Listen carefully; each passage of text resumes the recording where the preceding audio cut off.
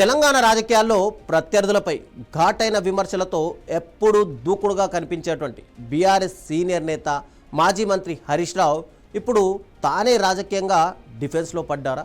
ఆయన కుటుంబానికి సంబంధించిన ఒక ప్రైవేట్ కంపెనీ చుట్టూ సోషల్ మీడియాలో వైరల్ అవుతున్న ఆరోపణలు ఇప్పుడు రాష్ట్ర రాజకీయాల్లో కొత్త చర్చకు దారితీశాయి.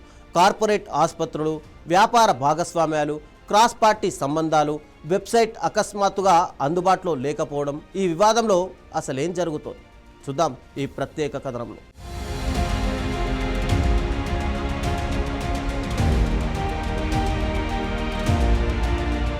తెలంగాణ రాజకీయాల్లో తాజాగా చర్చనీయాంశంగా మారింది ఒక ప్రైవేట్ డైరీ సంస్థ. సోషల్ మీడియాలో వైరల్ అవుతున్న పోస్టుల ప్రకారం మాజీ మంత్రి హరీష్ రావు సతీమణి డైరెక్టర్గా ఉన్నట్టు ప్రచారం జరుగుతున్న ఒక కంపెనీకి సంబంధించి ఇప్పుడు అనేక ప్రశ్నలు తలెత్తుతున్నాయి. అయితే ఈ ప్రశ్నలపైన ఇప్పటి వరకు సంబంధిత వ్యక్తులు లేదా సంస్థ నుంచి అధికారిక వివరణ మాత్రం ఏమీ కూడా రాలేదు. కానీ సోషల్ మీడియాలో మాత్రం ఆ కంపెనీ డైరెక్టర్ల వివరాలు ఇప్పుడు వైరల్ అవుతున్నాయి.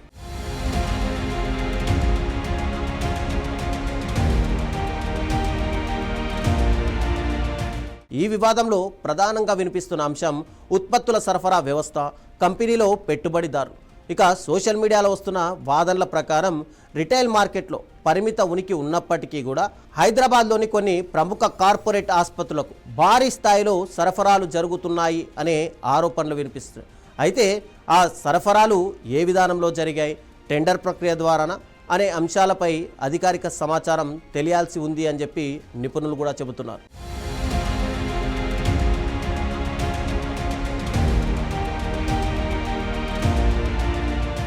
మరోవైపు సోషల్ మీడియాలో షేక్ అవుతున్న కార్పొరేట్ రికార్డులను ఉటంకిస్తూ వివిధ రాజకీయ పార్టీలకు చెందిన కుటుంబ సభ్యుల వ్యాపార సంబంధాలపై కూడా చర్చ సాగుతోంది.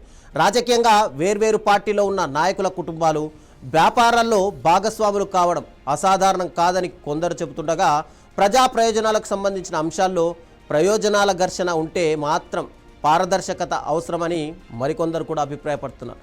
అపోలో గ్రూప్తో పాటు చేవెళ్ల బీజేపీ ఎంపీ కొండా విశ్వేశ్వరరెడ్డి కుటుంబ సభ్యులు, అలాగే బీజేపీ కాంగ్రెస్కు చెందిన మరికొందరు కీలక నేతల కుటుంబాల ప్రమేయం ఇందులో ఉంది అనే ఒక ప్రచారం మాత్రం జోరందుకుంది.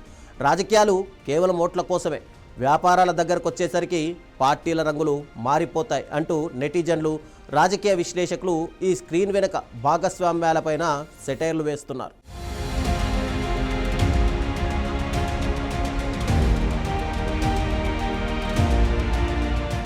ఈ వివాదం మధ్యలో మరో అంశం కూడా చర్చకొచ్చింది. సంబంధిత కంపెనీ వెబ్సైట్ కొంతకాలం అందుబాటులో లేకపోయిందని సోషల్ మీడియాలో పోస్టులు వైరల్ అయ్యాయి.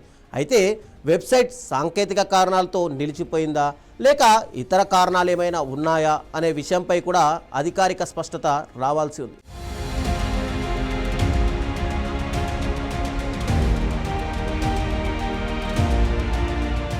ఈ అంశాన్ని అధికార పార్టీతో పాటు వివిధ రాజకీయ పార్టీలు రాజకీయ కోణంలో ప్రస్తావించే అవకాశం ఉందని చెప్పి విశ్లేషకులు భావిస్తున్నారు. ప్రజా జీవితంలో ఉన్న నాయకుల కుటుంబాలకు సంబంధించిన వ్యాపారాల విషయంలో పూర్తి పారదర్శకత ఉండాలని ఒక వర్గం అభిప్రాయపడుతుండగా, ఆధారాలు లేకుండా సోషల్ మీడియాలో వస్తున్న ప్రతి ప్రచారాన్ని కూడా నిజం అని పరిగణించడం కూడా సరికాదని చెప్పి మరో వర్గం చెబుతోంది.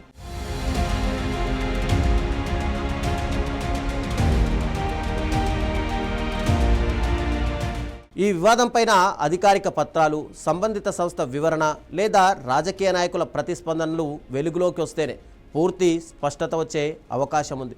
ఒకవేళ ఆరోపణలు నిజం కాదని తేలితే వాటిని ఖండించే అవకాశం సంబంధిత వారికి కూడా ఉంటుంది. అలాగే ఏవైనా అక్రమాలు జరిగాయని ఆధారాలు గనక బయటపడితే సంబంధిత దర్యాప్తు సంస్థలు విచారణ చేపట్టే అవకాశం కూడా ఉంటుంది. మొత్తానికి ప్రస్తుతం చర్చలో ఉన్న ఈ అంశంలో అనేక ఆరోపణలు సోషల్ మీడియా, రాజకీయ వేదికలపైన వినిపిస్తున్నాయి. అయితే వాటిపై అధికారిక నిర్ధారణ లేదా సంబంధిత వ్యక్తుల పూర్తి స్పందన రావాల్సి మాత్రం ఉంది. అందుకే వాస్తవాలు, అధికార పత్రాలు, సంబంధిత వర్గాల వివరణల ఆధారంగానే తుది నిర్ణయానికి రావాల్సి ఉందని రాజకీయ విశ్లేషకులు సూచిస్తున్నారు.